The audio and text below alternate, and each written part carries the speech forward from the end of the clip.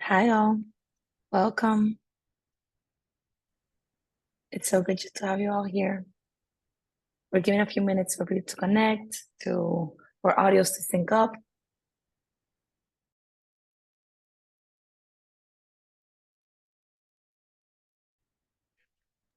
Hi Peggy, so good to see you here.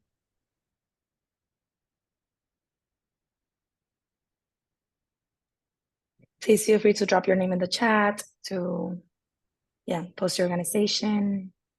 This will be a very interactive, like high energy webinar. So, meeting technically. So please feel free to post anything in the chat.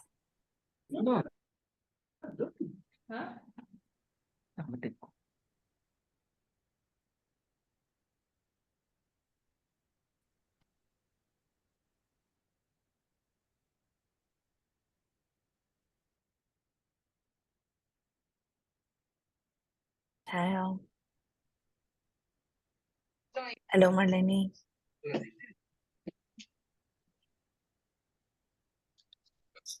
Hola, buenos días. Buenos días, ¿cómo estás?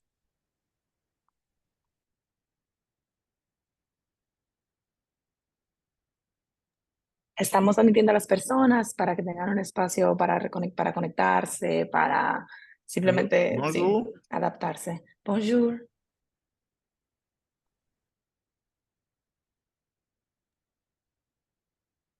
Je vous salue et je participe depuis la Côte d'Ivoire, Guiro Pacom Siri, ministère de l'Environnement et du Développement.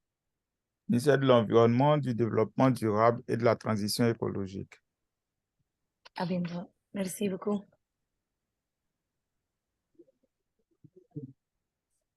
We're giving a few minutes for everybody to connect.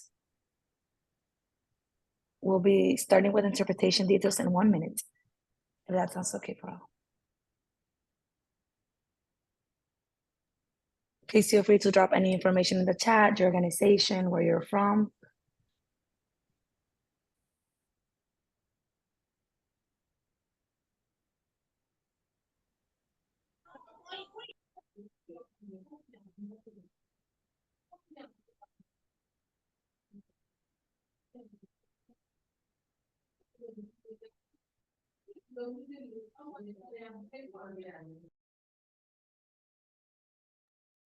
Hi all, welcome, bienvenidos. Giving a couple more minutes for people to enter the room.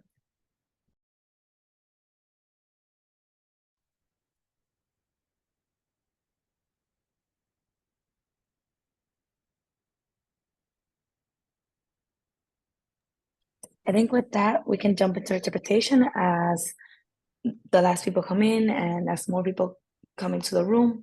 First of all, thank you so much for being here, for being part of this webinar today. Today, we will be speaking about the Gender Climate Tracker, a tool on your road to COP. The webinar is expected to last 60 minutes, so it'll be just 1 hour of your day today. We will have a space at the end for questions and for any comments. And of course, please feel free to use the chat, to write your name, your organization, to ask any questions. Our team will be monitoring if there's any questions that need to be addressed at the end, or if we can answer any question on the go as well, we will. But first of all, I wanted to pass on to our interpretation team. We will be providing interpretation today in both Spanish and French. So if you want to, I can pass on to our interpreter for the French, please, first. That sounds okay. Bonjour à toutes et à tous. Donc, il y a effectivement un service d'interprétation pour cette réunion, à la fois en français et en espagnol. Pour écouter en français, il vous faut cliquer sur le symbole en forme de globe en bas de votre écran. Vous choisissez interprétation de langue, français, vous cliquez sur terminer. Vous pouvez aussi couper l'audio original pour n'avoir la voix que de l'interprète. Et si vous nous rejoignez depuis un téléphone portable, il faut accéder à ces options depuis les 3 petits points en bas à droite ou en haut à droite de votre écran. Et idem, interprétation de langue, français et terminé. Merci. Je passe la parole a mis collègues espagnols.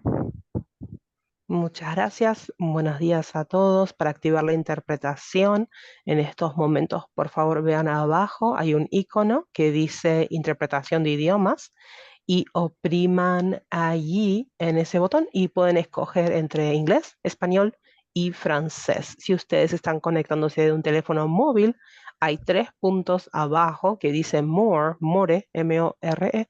Hagan clic ahí y luego opriman interpretación de idiomas y luego escojan su idioma, en este caso español, y luego toquen Done, hecho o finalizado arriba a la derecha.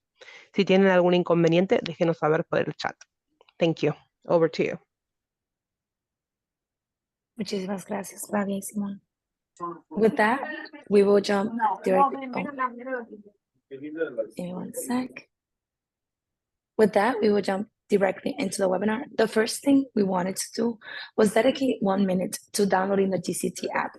As we all know, the reason that we're here together today is basically to speak about how the Gender Climate Tracker is a useful tool within the COP28 space and in general for your advocacy. Before we jump into what the GCT is and what it can do, we wanted to dedicate just 1 minute to downloading the actual app. You can download it on your App Store or on Google Play or whatever is more convenient for you. So I'll give 30 seconds of silence just while we do that, if that sounds okay with everyone.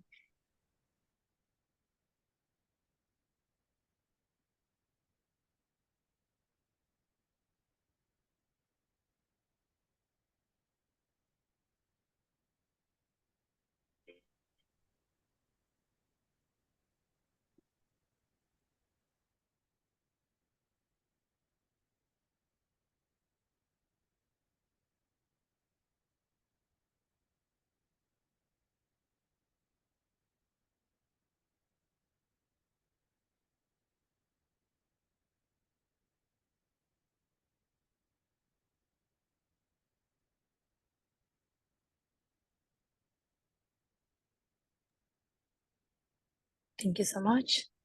I think now while we wait for the app to actually download and for that process, we can jump right into the bulk of the webinar. First of all, again, thank you so much for being here. I see there's some more people joining. So just a reminder that we do have interpretation in both French and Spanish available. So feel free to look into the chat for more details regarding that. Now, to jump into the agenda. Today, we will start with today's agenda is basically how to use the GCT, which is a platform, both an app and a website for your advocacy within the COP28 space. We will start with a welcome and intro to the GCT. So what it is, what its history. Then we'll jump into the review of the key features of the GCT. Then we have our speakers, our collaborators out for sustainability here today to speak about sexual and gender diversity within the Gender Climate Tracker. Then we'll have our consultant and discuss a little bit about the NDC analysis. And then we'll go to looking forward to COP28. How can we use the GCT with Tara and Mishi from the WEDO team? We'll then have space for questions at the end and for closing remarks. So with that, I'll jump right into the Gender Climate Tracker and introduction and overview. On this, we will be presenting Tara, a senior program manager at WEDO, and myself, the data and knowledge associate at WEDO. And with that, Tara, if that sounds okay, I'll pass on to you. Absolutely. Thanks so much, Claudia. So the GCT dates back to 2016. This came about as an idea after the Paris Agreement to really track the implementation of gender responsive climate action, hence the name Gender Climate Tracker. And then in 2018, we were able to have the launch of the website and more multilingual features. This app and website were designed so that we can understand gaps and track progress regarding gender within UNFCCC processes. And we'll be exploring today the different features and aspects of the app and the website that allow us to do that. This is designed for advocates, for negotiators, including perhaps national gender and climate change focal points, for practitioners that are doing gender responsive climate action on the ground, and for policymakers and decision makers at the national level and working within international policy spaces as well. We'll be charting how you can better use that in your various roles throughout this webinar. We'll move on to the next slide. I did just want to cover that the GCT can provide easy on-the-go access to key statistics, policy, and research if you do have it downloaded in an app format, where it also has some really nice offline features. It will allow you to track gender responsive climate action globally, and it's going to support these stakeholders that we've talked about, whether you're an advocate, a practitioner, a policymaker, engaged in advocacy, or designing policies directly to really advance the implementation of climate policy in a way that's gender responsive. And so we believe in the power of making this information available. We've reviewed information, we've compiled it, and we've shared it in the most transparent way possible in order to further these goals. When we think about the website and the app, there are just a couple of differences that I want to review. The women's participation statistics have some different features, whether you're on the website or the app. You can do some more interactive comparisons on the website, whereas on the app, you can see a more detailed party level history at kind of first glance. The country profiles on the website have linked news and resources, whereas the country profiles on the app just focus on the analyses of the NDCs, which you'll be hearing more about. Also, the website contains entire sections dedicated to a catalog of resources and a catalog of news, hundreds of items in each of those, and those can be accessed for more research purposes and background and context on the website and are not on the app, which is really meant to be used in the halls of the UNFCCC negotiations. So Claudia is now going to break down the different sections of the GCT app. Thank you so much, Sarah.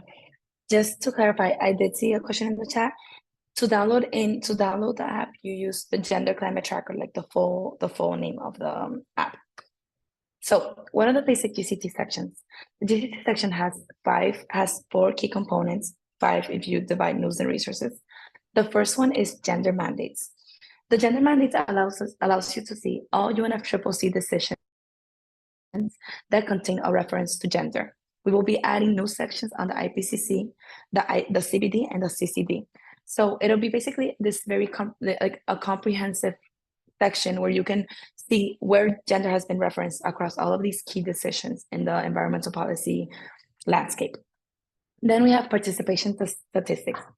Basically, the participation statistics cover all of the participation of women and men in UNFCCC party delegations and constituted bodies. So how many women went to COP27? How many women participated in the bond intersessionals? How many men participated? And if there was a head of delegation, there was a woman or a man. Then we have country profiles. The country profiles are supposed to give you a glimpse of what the gender and climate change landscape is for each country. So we have their key advocacy information, we have the NDC gender analysis, which we will talk about later, and connected are relevant news and resources for each one. Then for news and resources, we basically have a resource library of more than 800 resources with relevant news and resources for different topics on everything from transport to agriculture to just transition. And all of these basically are supposed to give you, they're also divided by country and by region. So they're supposed to give you a glimpse into what the current landscape is. So to better actually explain this, we think it's always better to jump into the actual website. This is the Gender Climate Tracker website. It is both a platform, as Sarah was mentioning, and an actual website. Today we're going to explore this a little bit more in depth because of the ease of using it here. We can see here the key sections. We have news and resources, which basically is all of the latest news articles that we have. It's updated on a weekly basis. And then we have resources. The resources are divided by country. We have everything, and by type, by country, by language. The whole platform is available in English, Spanish, and French. Here we have, for example, briefs. We have everything from podcasts to reports to a lot of, like, a wide variety of knowledge products, key events as well. In this section, we also have the key resources on your road to COP. So what should we be reading as we prepare for what we're going to see in COP regarding gender and climate change? So this is that specific section. Then we have the gender mandates, where we have, for an introduction, a quick analysis, and the general description of the gender mandates. So exploring the theme, different tags such as gender balance, what event they're connected to. These are all are searchable by year and by theme and by tag, as mentioned. Then we have the participation statistics. Again, we have an introduction and quick analysis explaining kind of what you will find here. Then you can find a detailed comparison. How many women participated in the adaptation committee? How many people participated? How many women participated in Bonn for this year, or in 2022 for Algeria? So it's a very useful tool if you want to compare basic data, if you want to see what each country did in each year. So later we will jump a little bit more on how exactly to use this within the negotiating room or as you prepare for COP, but this is just a very general overview. And then we can jump into the country profiles. The country profiles, you can basically look for any country. So let's say we're looking for Argentina, and you can see what is the analysis of the national determined contribution, the NDC, and analysis of the original nationally determined contribution. So this will basically be evolving to consider all of the nationally determined contributions. You can evaluate what relevant news we have for each country, so for Argentina in this case, as well as what we have for each what resources do we have for each relevant country. So this gives you also, as we were mentioning, like that general glimpse of what you can find for a specific country within the gender and climate change landscape. And with that, I will return to our slides. Leo, Diego, I'm going to pass on to you now. Leo and Diego are both part of the board of Out for Sustainability, one of the GCT allies, and who have both helped us recollect resources within the LGBTQI+ nexus with climate change. Leo is a doctoral student at Yale University, and Diego is oh, sorry, I lost my notes right now for this. Is part of the APCO worldwide team. I'll pass both of you for those introductions, if that sounds okay. Thank you so much, Claudia. Hello, everyone. My name is Leo Goldsmith. My pronouns are he and they. I'm a doctoral student at the Yale School of the Environment, focusing on climate and health impacts on sexual and gender minorities. And I'm also a board member of Out for Sustainability. Diego? Thank you very much, Leo. I'm Diego de Leon. I'm currently a consultant in climate policy at APCO Worldwide, former negotiator for Mexico on climate change, as well as consultant for various organizations in the UN and subnational governments, all in the climate space. So very familiar with these topics and with the extraordinary work of both WEDO and Gender Constituency. Thank you, Diego. So I just want to say thank you so much, Claudia and Tara, for inviting us here today. We're going to be talking about the sexual and gender diversity resources within the Gender Climate Tracker. Next slide, please. So just a little bit of a background on Out for Sustainability.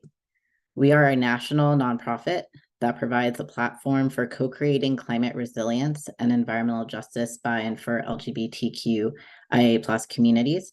We are a US-based organization, but we do international work, largely thanks to Diego.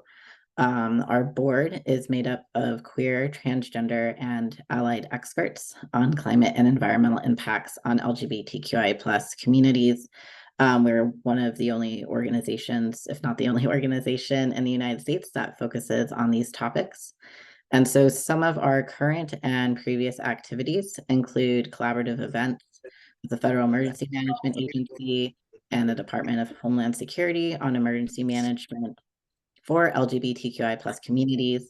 Out of those webinar series, we came up with a guide focusing on inclusive and equitable emergency management for LGBTQI+ communities that is included within the Gender Climate Tracker. We also provide fiscal sponsorships of queer and trans grassroots groups in Puerto Rico that focus on climate activism. We also do full-day queer climate justice institutes at national organizations in the US. And we also, which is the main topic of this today, share resources with other folks, and as well as highlight resources focused on sexual and gender diversity within climate and disaster literature on our social media. Next slide, please. And so I just want to say again, I really, really appreciate Tara and Claudia reaching out for Sustainability to include sexual and gender diversity literature within their gender climate tracker. And the main reason is because when discussing gender within climate and disaster policy or infrastructure or literature, it primarily focuses on cisgender women, or women who identify as their assigned sex at birth, as well as heterosexual women. And so those who are not included within that are transgender women, or women who don't identify as their assigned sex at birth, queer women, so lesbians or bisexual women, as well as people who do not identify as a man or a woman. And so it's incredibly important that these resources were included. So the literature that was included scales from the international to the local scale, primarily focusing on international. Some of the highlights of this literature are like common themes that appear is that sexual and gender minorities face economic, health, and social disparities that are exacerbated due to climate-related disasters. Sexual and gender minorities are also overwhelmingly not included in climate adaptation plans, including national adaptation plans or disaster mitigation, preparedness, response, and relief, leading to services and resources that do not consider their needs. Some examples of this is that because they're not included within that planning, there could be unintentional barriers to access services and resources such as temporary emergency shelters, food to work programs, as well as aid and relief after disasters. There could also be discrimination in receiving those services, or discrimination, for example, against transgender women in temporary emergency shelters from other folks who are also using that resource. And I just want to highlight that all of this really impacts gender minorities disproportionately, particularly trans women of color.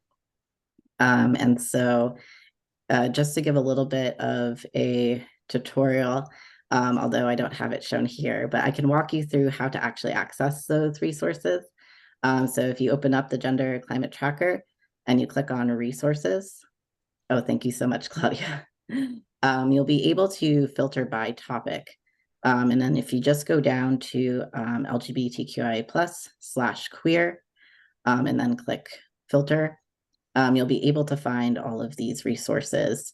And so it's a wide variety of different formats, so podcasts, reports, peer-reviewed literature, and more.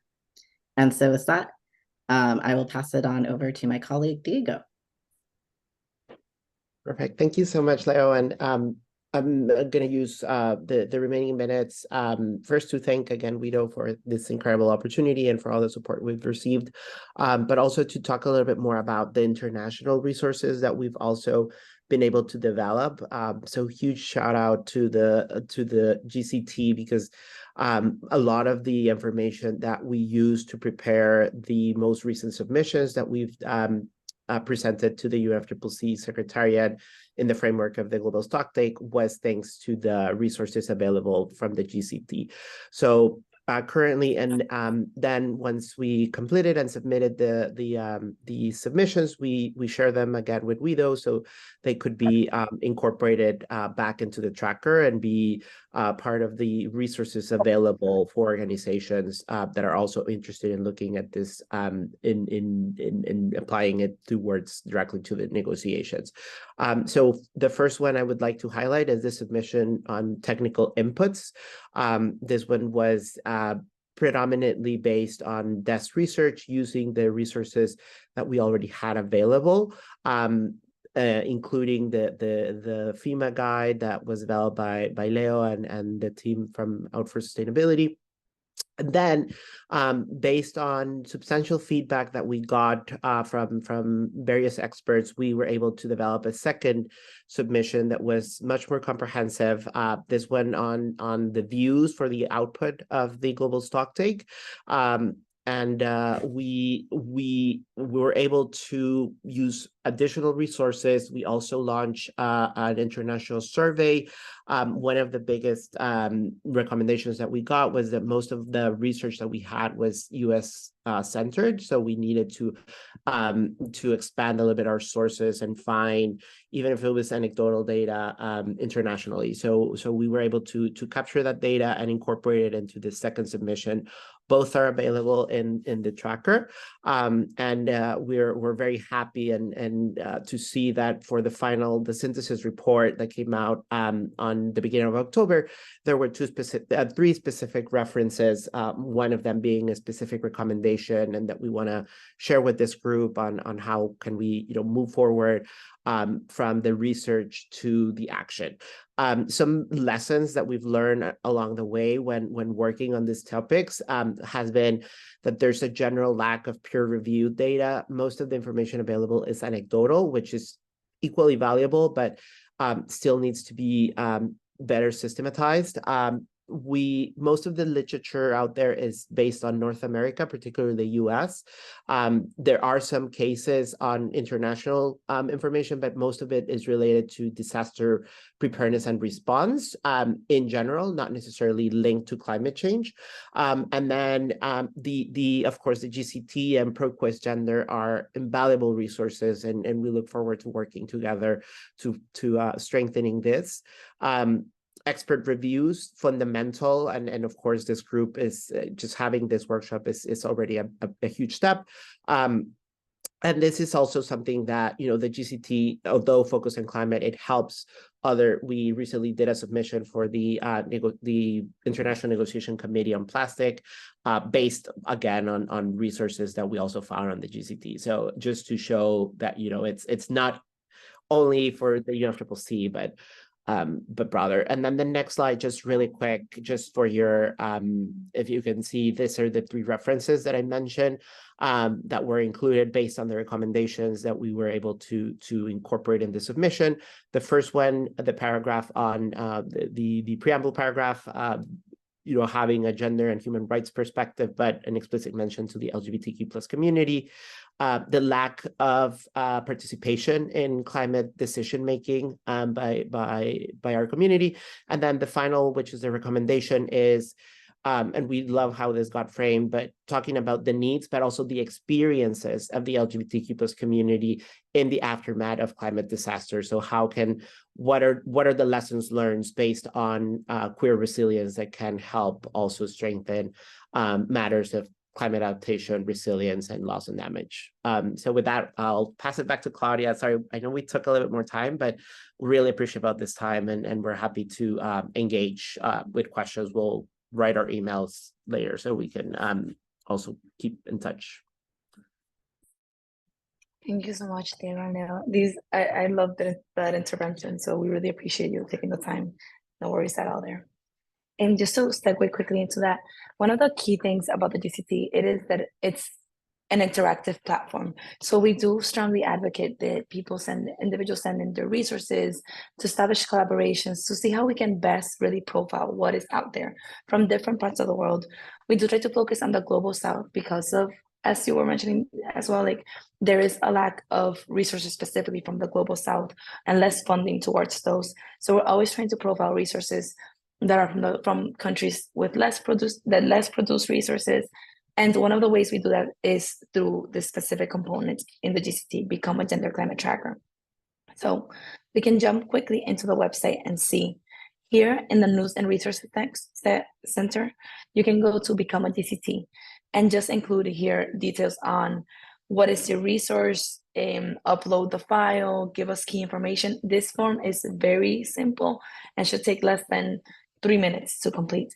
So if you have any resource that you consider relevant for the GCT, please feel free to send it. You can also send it to my email or the GCT email. And yeah, we would love to hear from you, hear what you're working on, and hear anything that is relevant to the gender and climate climate nexus. We do review all of the resources, so sending does not necessarily mean it will be entered into the GCT. But anyway, we really appreciate that effort and that time to make this platform the most interactive and comprehensive as possible. So now I'm going to jump straight into the country profiles and the NDC gender analysis, what you can find there with Hui Miam Lin. Hui is an independent consultant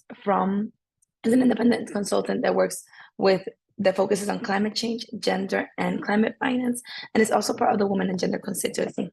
She has been working with us during the last few months on really strengthening our NDC gender analysis and developing new ones. So with that, I'll pass it to you if that sounds okay. Yeah, thanks, Claudia. Greetings to everyone.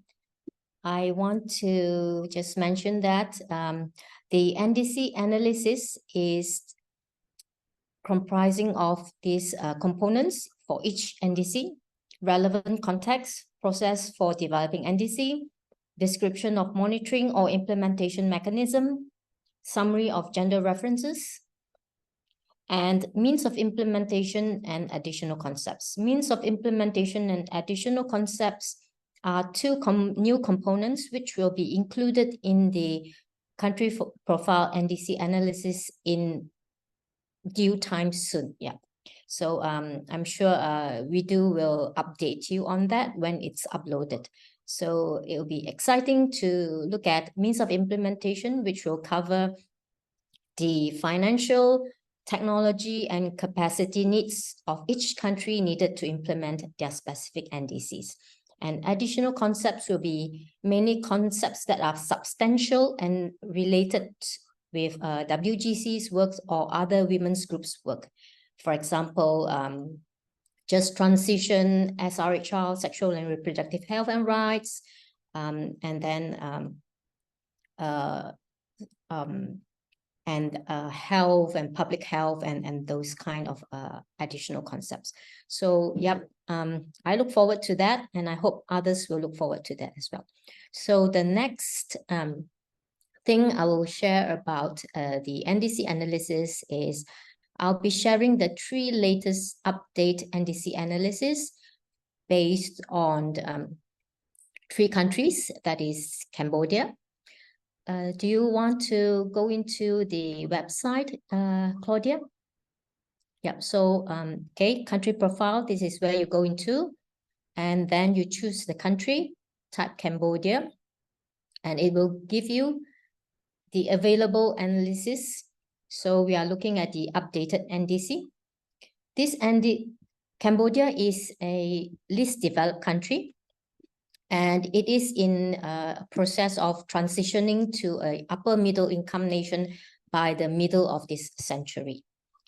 Climate emergency is considered a threat multiplier in Cambodia because it exacerbates the pre-existing socioeconomic conditions and it results in losses and damages. This updated NDC has few key updates, and one of the key updates that I want to highlight is special attention given to gender and vulnerable groups. In view of limited time, we will look specifically in the summary of gender reference component. So, okay, here we are. Okay, the inclusion of gender consideration is evident in this updated NDC compared to the INDC, which we call the first NDC. This is because the review of the first INDC was implemented, and the finding shows that there's inadequate analysis on crucial areas, for example, gender, youth involvement, and the private sector. Learning from that, gender is therefore now mainstream in the development, implementation, and budgeting of this updated NDC. I want to highlight that this is probably one of the only or limited NDC that has specifically mentioned gender budgeting. And this NDC has strengthen its gender inclusion in terms of policies, strategies, and institutional arrangements. For example, the Cambodia Climate Change Strategic Plan, it has a strategic objectives that reads, to reduce sectoral, regional, gender vulnerability, and health risk to climate change impacts. It also has a Gender and Climate Change Committee, which was established under the Ministry of Women's Affairs. And thirdly, climate change, green growth, and a disaster risk management are integrated into the national policy on gender equality and women's empowerment. So this is a very drastic improvement for Cambodia. Looking at the adaptation and mitigation measures, which is included in this updated NDC, it takes into account gender, as well as how it would contribute to the Sustainable Development Goals, SDG, including SDG 5, which is gender equality. And these key adaptation and mitigation measures have targets to maintain gender balance and increase women's participation. And lastly, this updated NDC has specific gender-related enabling actions to facilitate the implementation of this NDC. It specifies 3 actions. The first is strengthen the institutional capacities at the national and subnational levels for gender-responsive integration. Second, enhance sectoral ministries' monitoring and evaluation systems to track gender outcomes. And lastly, designing technical guidelines for gender mainstreaming. So that is the gist of a gender summary for Cambodia. The next country which we will look into is Haiti, which is a country in Latin America and Caribbean. Again, this is an updated NDC. Haiti is a least developed country, LDC, and a small island developing state, SCID country, which is in the midst of recovering and building back from a devastating hurricane that happens in 2010. And this updated NDC has a special chapter on loss and damage, so it's unique. Now, looking at the summary of gender reference, okay, the gender inclusion has also been strengthened. The participation of women and girls is prioritized in the development and implementation of this updated NDC. They are involved in consultation and decision-making process, especially during the development of the adaptation and mitigation measures, to ensure that these measures have a gendered positive impact on their lives and contribute to their empowerment. A critical analysis on gender mainstreaming in national climate change policy and its first NDC were also carried out, and the findings were incorporated into the design of this updated NDC. Similar to Cambodia's finding, there is a gap in terms of gender mainstreaming or gender inclusion. So as a result, this updated NDC has a specific section on gender. Which is titled Gender Mainstreaming in NDC. And the government of Haiti has also committed to gender inclusion in their national planning system and sustainable development process. As well, all the mitigation measures planned based on the prioritized sector were also linked with SDG 5, which we know is gender equality, except for agricultural sector, which they have yet to link with SDG 5. And in this NDC, it also has specific initiatives to strengthen gender mainstreaming. I will cite some of the specific initiatives, for example, establishing a working group on gender and climate change, having a minimum of 1 gender focal point on the National Climate Change Committee. Another example is generate and disclose gender-specific data, And the last example is support gender mainstreaming in the national development planning process, especially in allocation of financial resources for women-related adaptation and mitigation measures.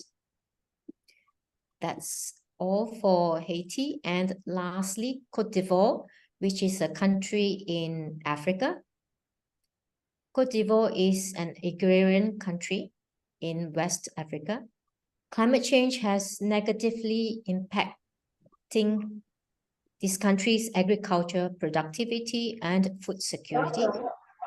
And it has also increased the risk of air and water-related diseases amongst its population. Now, let's look at the summary of gender reference. The climate policy of Côte d'Ivoire prioritizes the resilience of the most vulnerable groups. Women and young people are identified as the most vulnerable groups. And this document has also acknowledged that women are more affected compared to men in terms of climate change, and climate change exacerbates or reinforces gender inequalities. So it shows the vulnerability of women. And later on in 2019, a national gender and climate change strategy was developed by the Ministry of Environment and Sustainable Development. Later on in 2021, the similar ministry and the Ministry of Women, Family and Children signed a MOU on gender and climate change to strengthen the advocacy process for the systematic integration of gender and climate into sectoral planning, strategic and policy documents at national level. Gender is one of the cross-cutting areas in the design and implementation of this NDC. As such, it is incorporated across all the identified priority sectors for implementation. And this document has also mentioned that gender integration could significantly improve climate governance, particularly in rural areas. So it shows the importance of stakeholder engagement, in particular amongst women or women's groups. That's all from now, and happy to answer questions later. Back to you, Claudia. Thank you so much for that very interesting presentation. I'll jump right into the next part of the webinar today with Tara Daniel and Mishi Singano. Both of them are part of the WEDO team. Tara is the Senior Program Manager and Mishi is the Global Policy Lead. I'll pass them to you if that sounds okay. Thank you. Thank you so much, Claudia. I'm sorry you cannot, I'm joining you from a very dark room. So I'll put my camera off. But I think all of us have heard a lot from what this tool is and the kind of information that is in the tracker. So the question is, how can we use it? So I will try to just give you like some practical ideas. Of course, there's a million ways you can use it, and we are really excited to learn from you. How are you using it? But some of the idea and how you can use it, and specifically for civil society, and assuming we also have people who will be engaging in the negotiation as a negotiator, so we'll also give you some of those top line ideas. So for civil society, we think one of the ways that you can use this tool is to really review progress of language.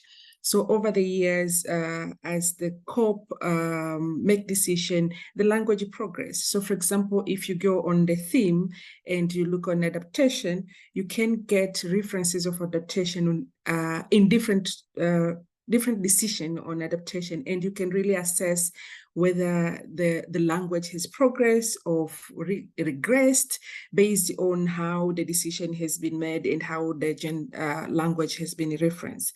So you have a tool that allows you to review the progression of the language, or in that case, regression as well. But also, the tool allows you as a civil society advocate to analyze what has been agreed and what has been reiterated. So you can see, for example, there's certain language that like you find is the constant language that has been agreed in a different, whether theme or in different years. So you'll be in a position to know what is sort of like have been agreed and what has been reiterated over the years. And that really should help you to have a very informed and focused advocacy, because we do believe part of the role that we have as civil society is to really do evidence-based advocacy, and the gender climate tracker allow you to pull out the evidence from the tracker in terms of and it allows you to do that even like in real time, right? So you can pull out that evidence, you can analyze it, and you can engage in a very informed and focused evidence-based advocacy. And looking at all that in terms of the review and analysis, the tracker give you an opportunity to formulate, you know, like a ask which is evidence-based. So it allows you to have a very textual ask that are based on the, for example, the language that has been used before, on the progression of that language, or from the evidence that you will find in the tracker as well. So for negotiators, next slide.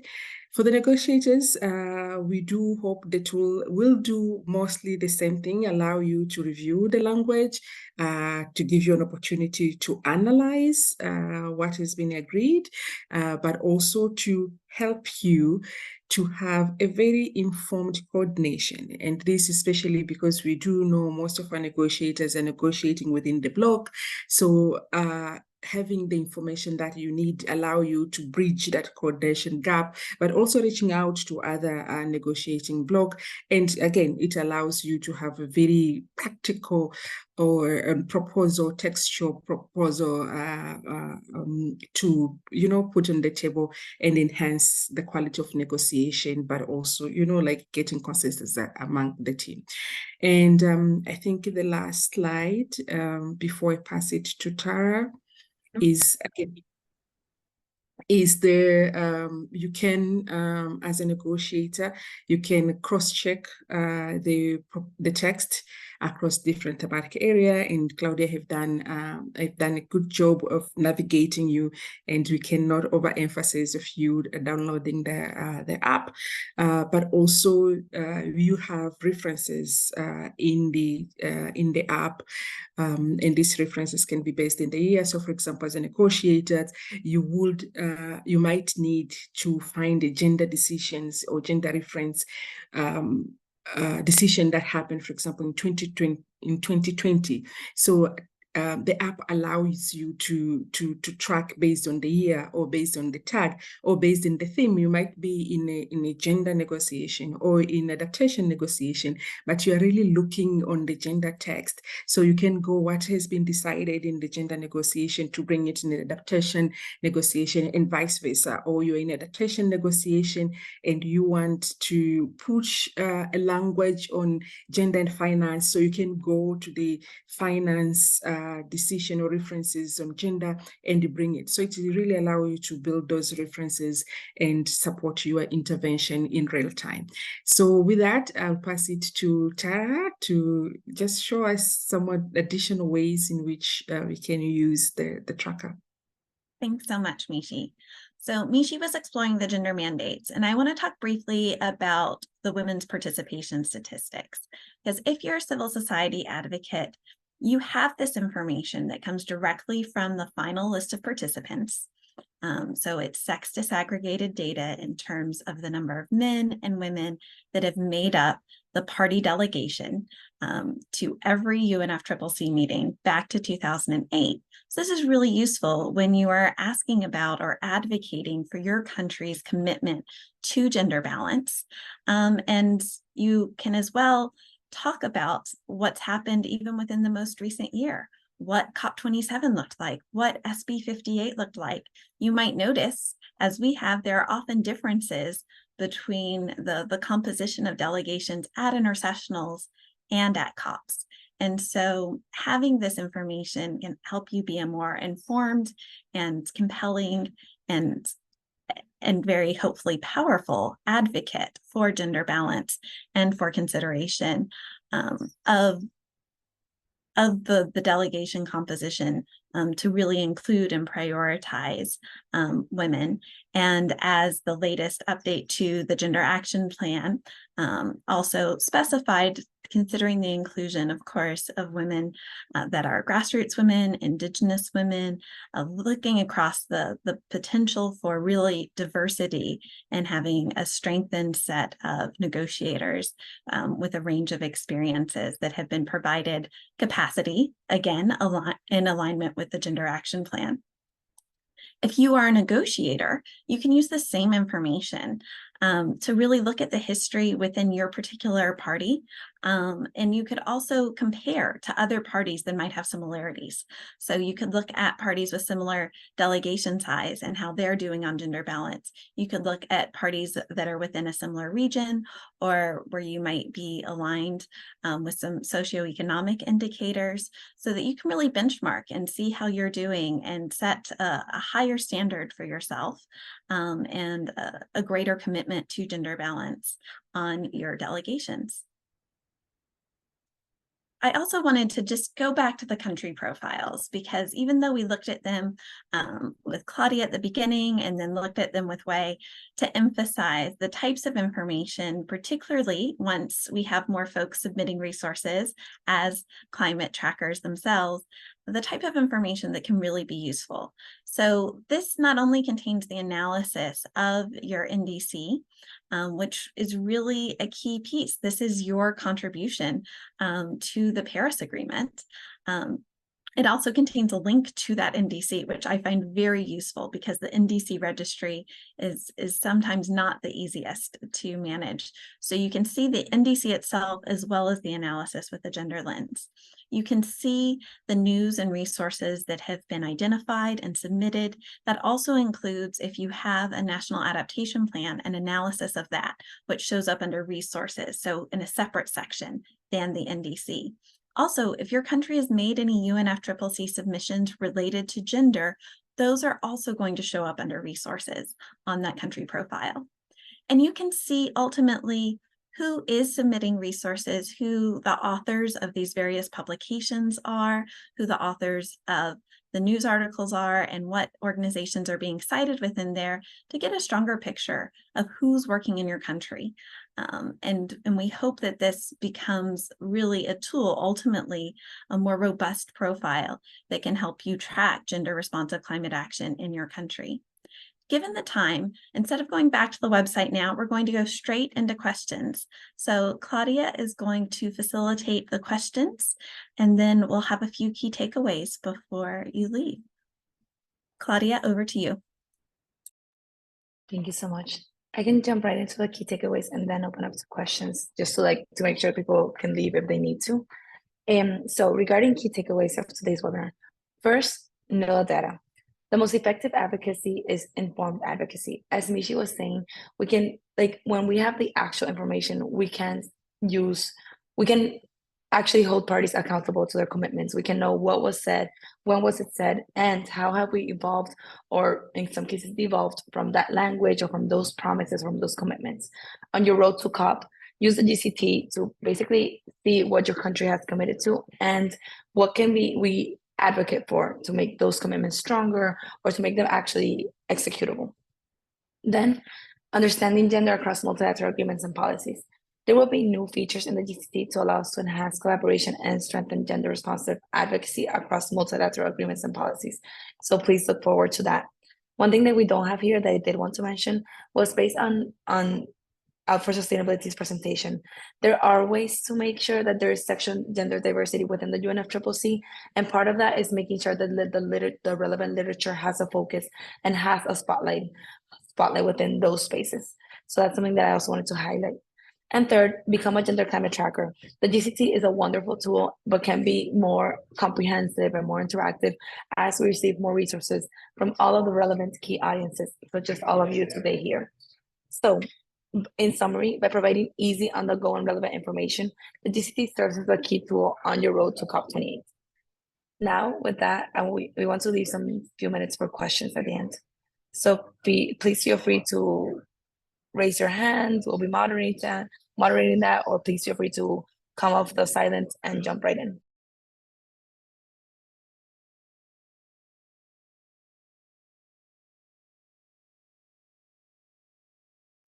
Yes, Nasima, go ahead. Thank you. Thank you so much. It's very informative session. I was just wondering, I mean, not all of us are going to attend COP28. So I'm just wondering, I mean, definitely it's very interesting and very, useful tool. And can we use it in some way or some sort of, modified version also available to track the progress, gender progress for climate change projects for, at organizational level? If you may answer, please. Thank you. Yes, thank you so much, Nasima, for your question. So right now, we don't have it, let's say, for an organizational level.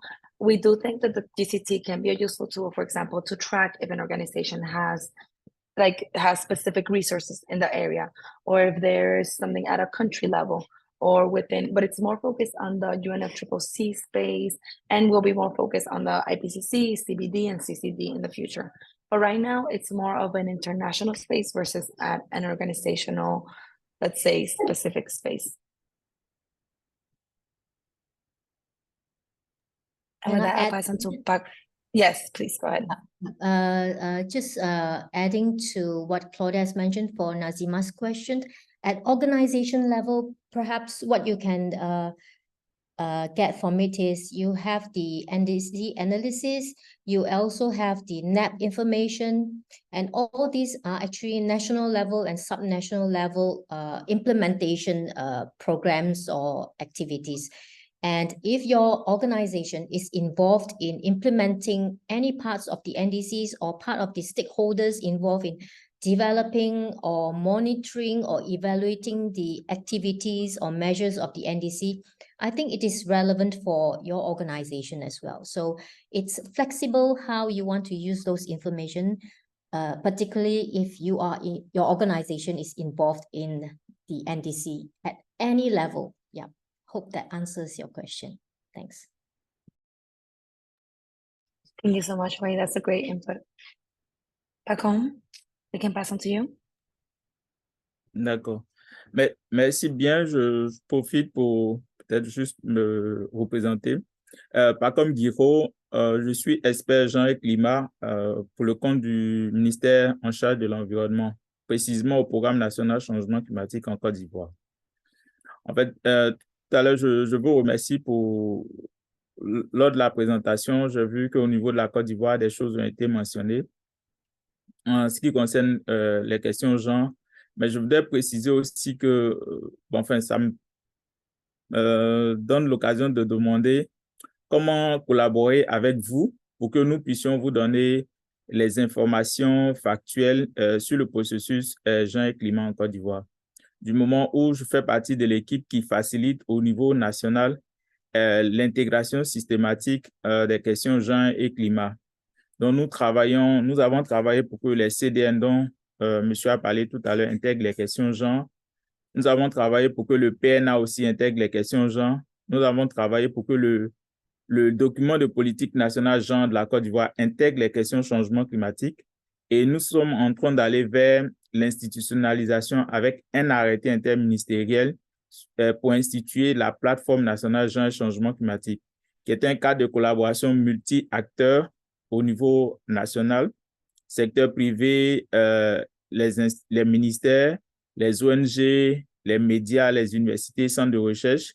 Donc, c'est une plateforme qui travaille à faire de telle sorte que, conformément à la vision de la stratégie nationale genre et changement climatique d'ici 2030, intégration systématique des questions de genre dans les programmes et politiques au niveau national, dont nous travaillons, et je veux dire, les informations qui ont été données là ne rendent pas compte de tous les acquis et les leçons apprises et les résultats que nous avons déjà sur les questions genre et climat depuis 2020 que nous avons commencé à travailler. Donc, c'est de voir comment établir une collaboration pour renforcer encore les informations que vous avez données. Et je vous remercie pour cette plateforme qui donne de la visibilité à ce que nous faisons au niveau national sur les questions genre et climat. Merci.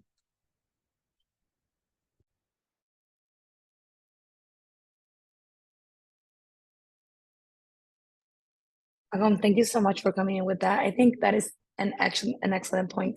We do recollect the information that we have, let's say that we have the capacity to recollect, so the NDCs, the NAPs, but I think it's a wonderful idea to just, we'll post our email and any other information just to have a review of the country profile, and we hope this is what the GCT can be in the end, that it can connect us to the National Gender and Climate Change focal points, and they can review the profile and say, is this correct? Is this not correct? What other resources are there here that prove where we are here, or what other areas where we can strengthen? So we do hope that this is something that can be interactive. And I think having a call or just having a discussion where we see where this profile is accurate and relevant would be amazing. So please feel free to reach out. And thank you so much for your input and for watching the webinar. We really appreciate that. Tara, I don't know if you want to say anything there, or that sums it up as well. Vous remercie. Yeah, just to reiterate that this is a great example where we could add additional resources if you have reports or case studies or examples of how that implementation is going. Those can be submitted as resources, and we can make sure that under the analysis of the NDC document itself, that we're pointing to the fact that there are additional resources on its actual implementation later on in the country profile. I want to go ahead and jump ahead to a question that also came up in the chat about different types of masculinities issues, so non-hegemonic masculinities and the provision for that. So the answer is really within the UNFCCC. When we see the gender mandates, we see references to gender and women without really exploring, or the parties have really failed to explore what gender means. When we see the women's participation statistics, we have information from the final list of participants that really just indicates gender in terms of a binary. But that's where our resources section comes in. So resources about masculinities issues are ones that we would love to see submitted and would love to be better identifying so that we can see this research, these case studies, these reports, this information, this data in a way that does help us better explore these issues and make sure that the Gender Climate Tracker really is exploring gender in all of its diversity. I will pass it back to Claudia for any last questions, but we are going to wrap up here in just a few minutes. Thank you so much, Sarah. Marta, I see your question, your hand is raised. If you want to go ahead, please. Yes, buenos días. I think that this is a very, very good tool that has been developed from tracking everything in a sense and finding the loopholes and, how do we become effective? My concern is this: how we need to bring it to the point of not only relating it like how it's relating to 2030 agenda, but also 2030 and also to Paris 2020. That has to be very clear because we have to work it within each one of the agendas and, transversally.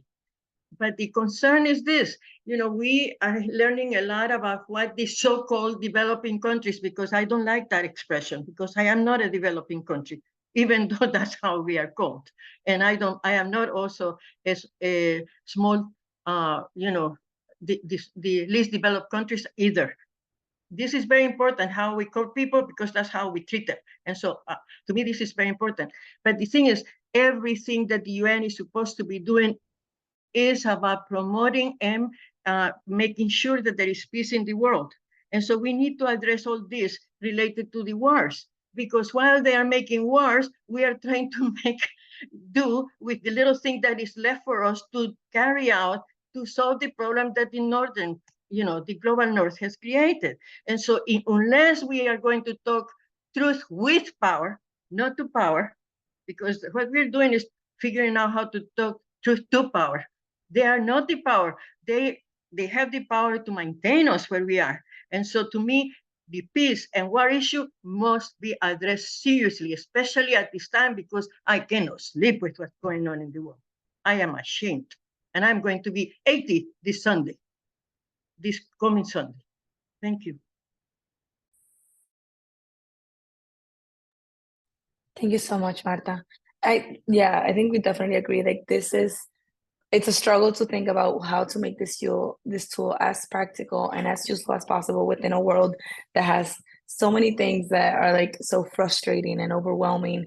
And yeah, we just published from Within We Do with one of our colleagues here, Alex, a brief on militarism and gender and climate change, which I also think could be very relevant to this topic. And those are one of the resources that we have within the GCT.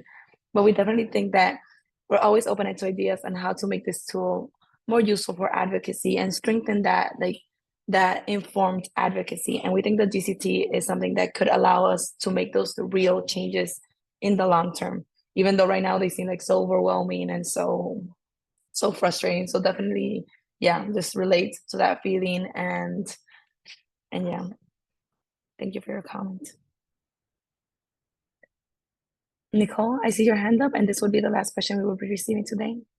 Apologies Hi, for overtime. I just wanted to know for those of us in the Caribbean who are still a little technology adverse, and I would just use that language, how do you suggest we immerse ourselves? Because I've had the app for a while, but this tutorial was really good to engage with it. And what was good is that I was part of my NDC's process, so I have that information to link in terms of how to use it.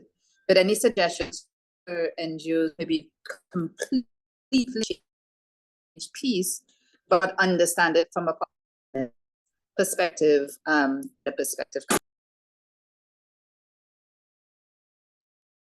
We had a few internet cuts here and there, but I think we caught the bulk of the question. I think it's an excellent question also. How do we make this being a technology-based tool and a tool that requires internet? How do we make sure that it's useful within some platforms? So for example, for the app specifically now, you can download we're working on being able to download like all of the material in PDF. So basically you will be able to have access to this without it being online. And that way you can use it within the negotiating room. You can make sure that you don't have to have internet to use it. And that's one of the ways we're trying to make sure that this is accessible even without internet, because we are aware that some of our key audiences are in places that have internet difficulties or don't have that guaranteed accessibility. So it is definitely something that we're trying to make sure that the platform is available even if you don't have that internet access. So we'll keep everybody in the loop regarding that and when everything is downloadable. And yeah, it's definitely something that we keep in mind. And if you have any ideas, of course, please let us know as well. We're always one email away or whatever works best. Thank you so much. And I think with that, to not take any more of anybody's time, we thank you so much for your participation here. I thank the interpretation team for being here, the WEDO team, all of those speakers as well. It's been a lovely space, and we will be coming to you with resources, with any other updates that we have concerning the DCT. Thank you so much for your time. You'll have a poll at the end asking a very quick question regarding the webinar, and we appreciate your time. Ciao.